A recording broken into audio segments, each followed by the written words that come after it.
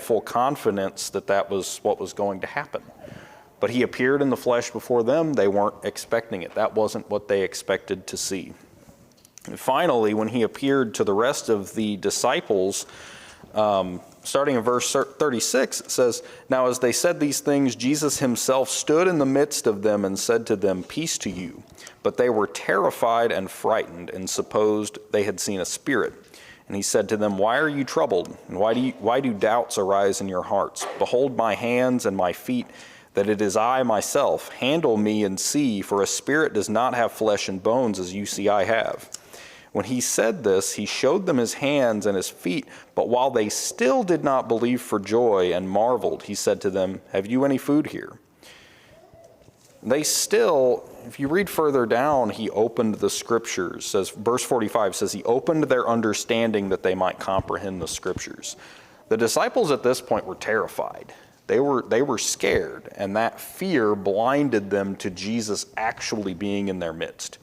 So these three examples, when we have the same things happen in our lives. Sometimes we are too distraught. We're burdened by grief sometimes to be able to see God in the ways that he's working in our lives.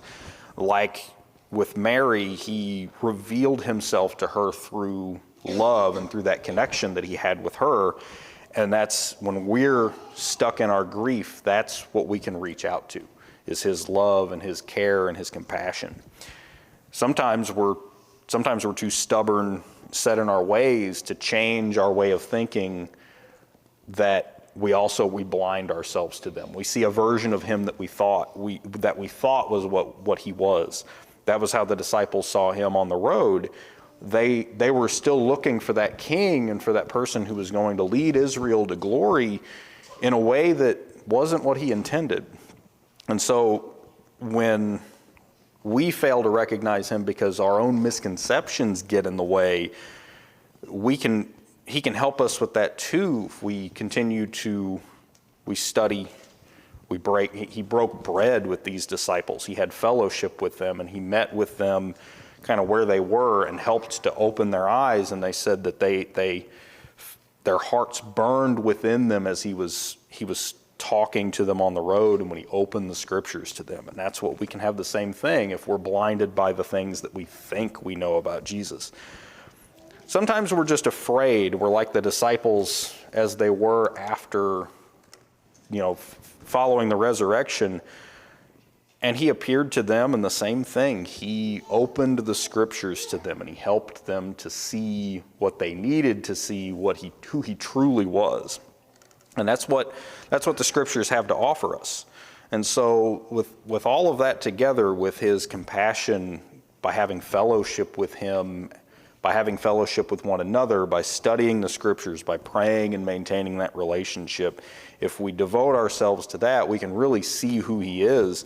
And sometimes we have to let go of these things that are blinding us. We have to put on the glasses so that we can see the signs for what they really are, and not just go off of what we've heard, what we've been taught, but things that we know we can learn from Jesus through Scripture, things that we can reach out to him through prayer. So if you don't have that relationship and you're here tonight, we would certainly invite you to study with one of us. If you've studied and you understand what Jesus calls us to do and what he asks us to do to submit to him, we're more than happy to help you in following in his footsteps, becoming, clothing yourself with him through the waters of baptism. But if you already have that relationship with him, and maybe you need to, take the blinders off, maybe you need to clear your vision up. We're also happy to pray with you, to study with you, and whatever you need, whatever's going on in your life, that we can try to help you see Jesus for who he truly is. So if you have any need tonight from the church, we ask that you come forward while we stand and while we sing.